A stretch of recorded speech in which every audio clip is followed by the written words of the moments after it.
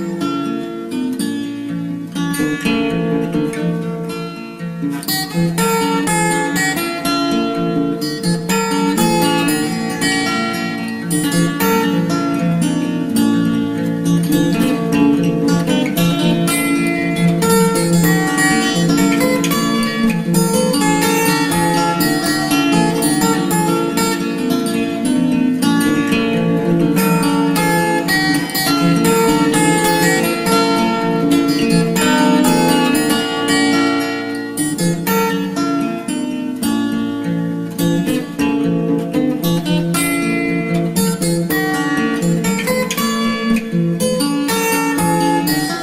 of the video. Please give a like, share, comment, and don't forget to subscribe.